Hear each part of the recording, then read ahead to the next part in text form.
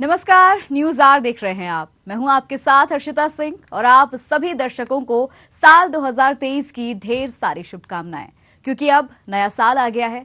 सभी उत्साहित हैं, सबके मन में काफी उमंग है, तरंग है।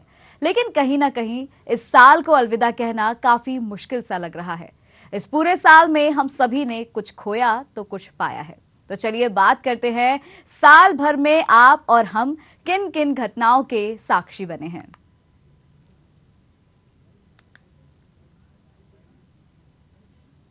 तो शुरुआत करेंगे जहां सब नए साल का आगाज हंसी खुशी और उत्सव मनाकर करते हैं, तो वहीं ऐसी भी घटना हुई थी जिसने कई सारे सवाल खड़े कर दिए थे।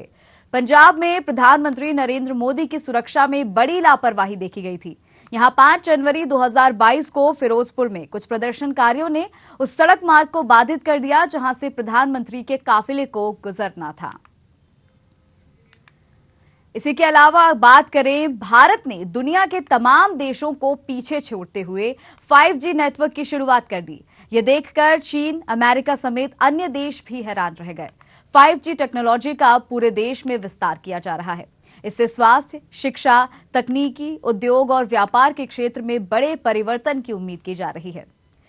इसी के साथ जनवरी में भारत के पूर्व कप्तान विराट कोहली ने जनवरी में दक्षिण अफ्रीका के खिलाफ टेस्ट सीरीज हारने के बाद टेस्ट की कप्तानी से इस्तीफा दे दिया। कोहली भारत के लिए सबसे सफल टेस्ट कप्तान साबित हुए।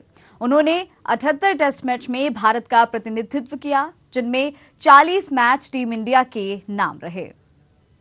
इसके बाद बात करें तो एक दुखद घटना भी घटी थी। मशहूर कथक डांसर पंडित बिरजू महाराज भी साल 2022 में ही दुनिया को अलविदा कह गए। साल 2002 में फिल्म देवदास के गाने काहे छेड़े मोहे, उमराव जान, डेढ़ इश्किया, बाजीराव मस्तानी जैसी फिल्मों को भी उन्होंने कोरियोग्राफ किया था।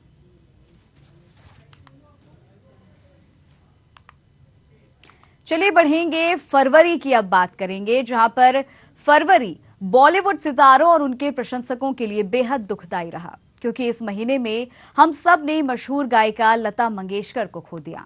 लता जी ने लगभग कई सारी भाषाओं में 40,000 से ज्यादा भाषाओं में फिल्मी और गैर फिल्मी गानों को आवाज दी है, लेकिन उनकी पहचान भारतीय सिनेमा में एक पार्श्व गायिका के रूप में रही।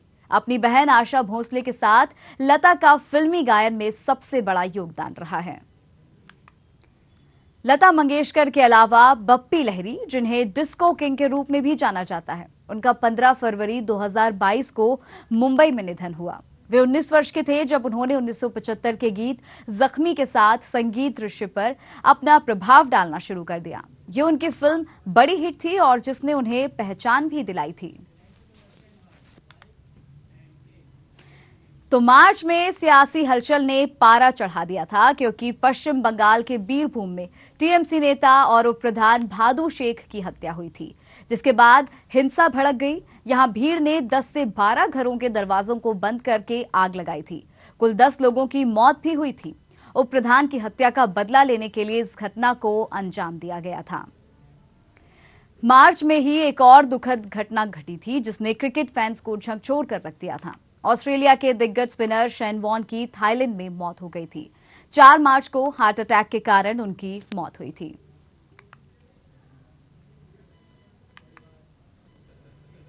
तो चलिए अब बात करेंगे अप्रैल की, जहां वेस्टइंडीज के स्टार खिलाड़ी किरण पोलार्ड ने इंटरनेशनल क्रिकेट से संन्यास लिया था। वे आईपीएल सहित दुनिया भर की T20 लीग खेलना जारी आगे भी रखेंगे। पोलार्ड ने इंस्टाग्राम पर वीडियो पोस्ट कर संन्यास की जानकारी दी थी। पोलार्ड अभी आईपीएल में मुंबई इंडियंस के लिए खेलते हैं। और इसी के साथ धीरे धीरे कोरोना भी पैर पसारने लगा था। राजधानी दिल्ली में कोरोना के मामले बढ़ने लगे थे। पॉजिटिविटी रेट करीब 6% तक पहुंच गया था।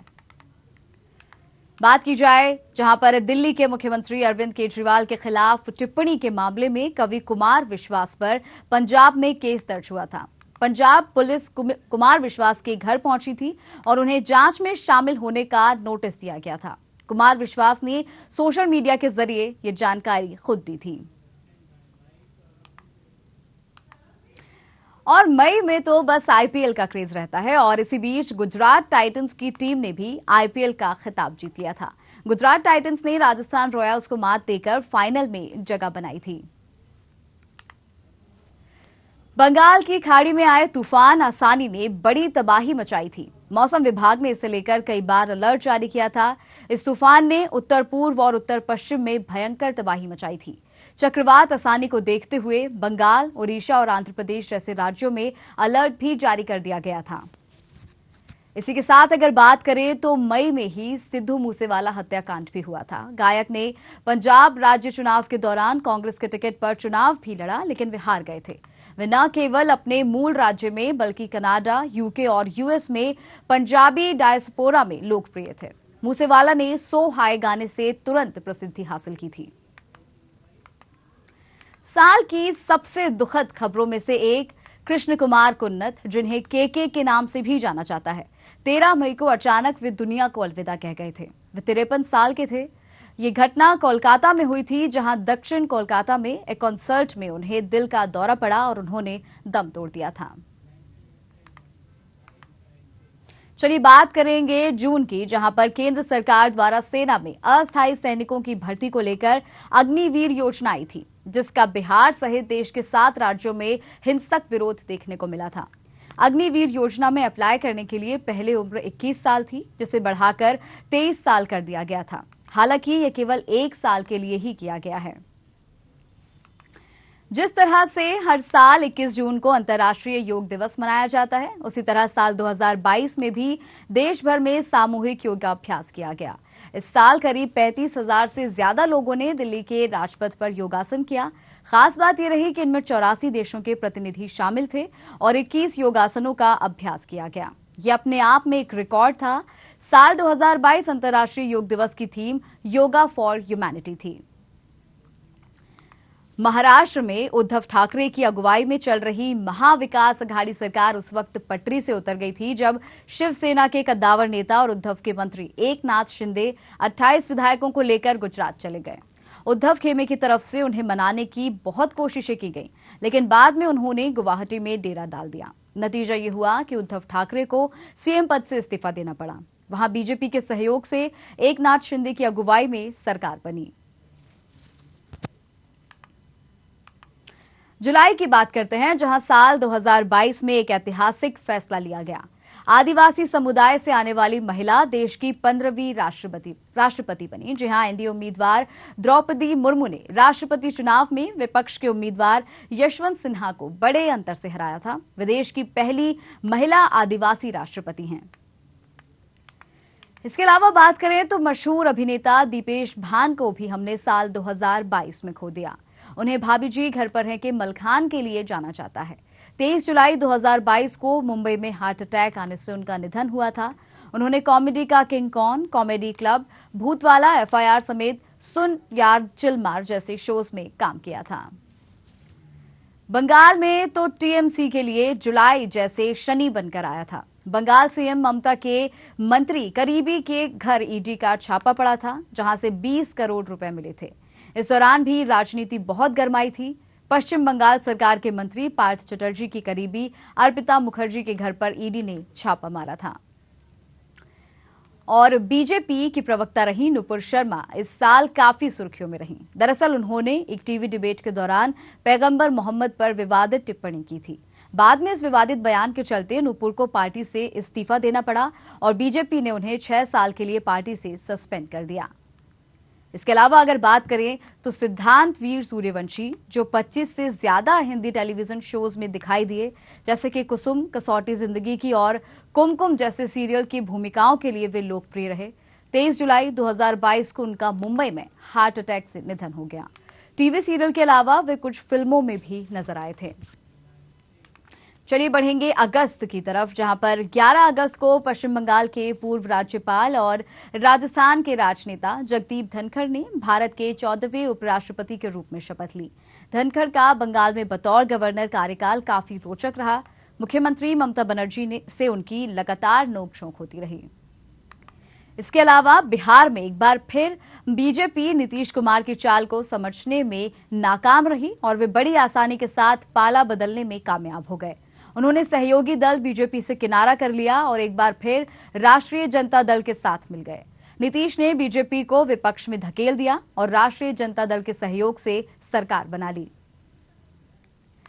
ओलंपिक की बात करते हैं, जहां पर भारत ने कई खेलों में बेहतरीन प्रदर्शन किया। फिर चाहे वो नीरज चोपड़ा के भाला फेंक में स्वर्ण मेडल हो, मीराबाई चानू का 49 किलोग्राम वर्ग में रजत पदक जीतना हो, रवि कुमार दहिया का पहलवानी में रजत पदक जीतना हो, या लवलीना का 69 ग्राम में पदक जीतना हो। पीवी सिंधु ने बैडमिंटन में 3 मेडल अपने नाम किए। बजरंग पूनिया ने 65 किलोग्राम भार वर्ग में कांस्य पदक जीता। पुरुष हॉकी टीम ने जर्मनी को 5-1 से शिकस्त दी थी। भारत ने 41 साल बाद हॉकी में कोई पदक जीता। इसके अलावा बात करें कांग्रेस के मोर्चे पर कई बड़े डेवलपमेंट हुए। पहले कपिल सिब्बल ने और फिर 26 अगस्त को गुलाम नबी आजाद ने पार्टी से इस्तीफा दे दिया। वे अक्टूबर में अपने नए राजनीतिक संगठन डेमोक्रेटिक आजाद पार्टी का ऐलान भी कर चुके हैं। चलिए बात करेंगे सितंबर महीने की। तो यहां पर पॉपुलर फ्रंट ऑफ इंडिया यानी कि पीएफआई पर सरकार ने सितंबर महीने में प्रतिबंध लगा दिया और इसके 100 से ज्यादा एक्टिव मेंबर्स को गिरफ्तार किया था। कथित रूप से आतंकी गतिविधियों में लिप्त रहने के कारण इस संगठन पर प्रतिबंध लगा दिया गया। पीएफआई का गठन 22 नवंबर 2006 को केरल के कोझिकोड में हुआ था। और कांग्रेस की भारत जोड़ो यात्रा का आगाज भी सितंबर में ही हुआ। कांग्रेस के पूर्व अध्यक्ष राहुल गांधी की अगुवाई में यात्रा तमिलनाडु के कन्याकुमारी से शुरू हुई और जम्मू कश्मीर में खत्म होगी। 5 महीने तक चलने वाली 3,570 किलोमीटर की यात्रा में अब तक कई दिग्गज और फिल्म अभिनेता शामिल हो चुके हैं। और 8 सितंबर को केंद्र सरकार ने दिल्ली स्थित राजपथ का नाम बदलकर कर्तव्य पथ कर दिया। इसी दिन प्रधानमंत्री नरेंद्र मोदी द्वारा सेंट्रल विस्टा में सुभाष चंद्र बोस की प्रतिमा के साथ उद्घाटन किया गया। 2022 में कूनो नेशनल पार्क काफी चर्चा में था। इसकी वजह थी कि इस पार्क में नामीबिया से लाए गए चीतों को रिलीज करना। प्रधानमंत्री नरेंद्र मोदी के जन्मदिन के अवसर पर यह कार्य किया गया था। 17 सितंबर को यहां नामीबिया से चीते लाए गए थे।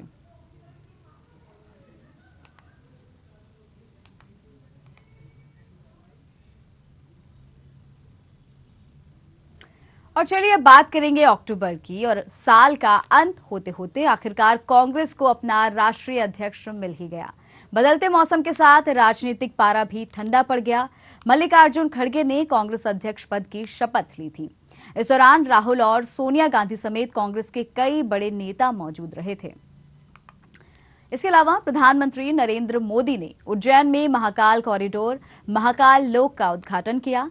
महाकाल कॉरिडोर का काशी विश्वनाथ कॉरिडोर से भी लंबा है।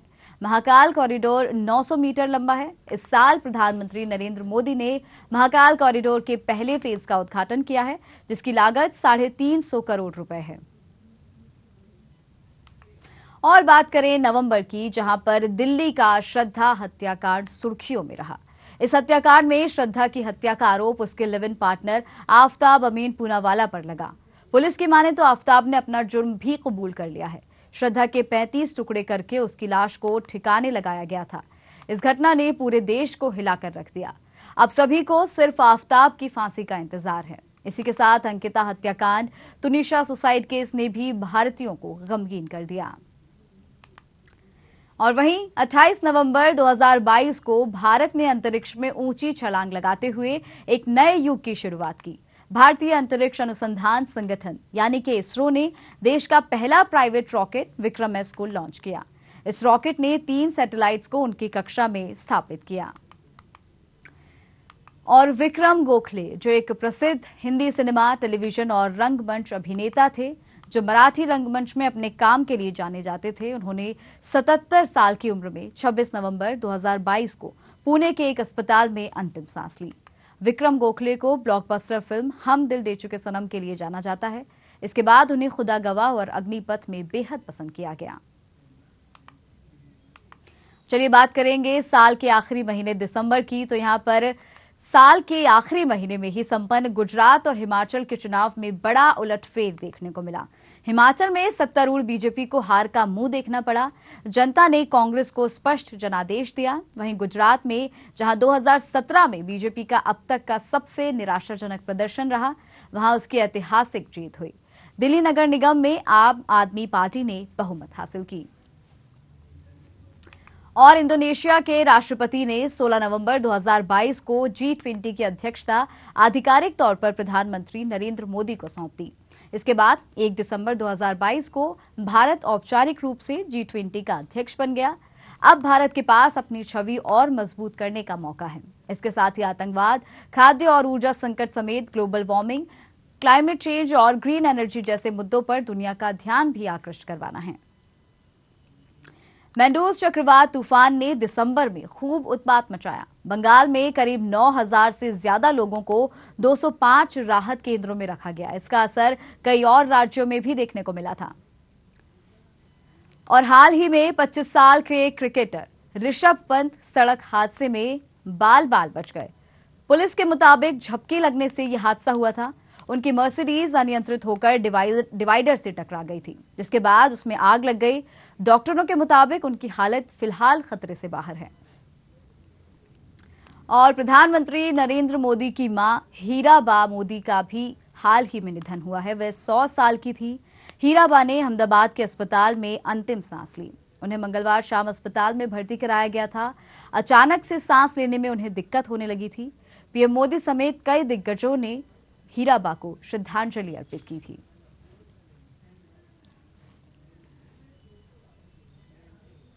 तो कुछ ऐसा रहा साल 2022, जहां आपने, हमने, सभी ने कुछ खोया तो कुछ पाया।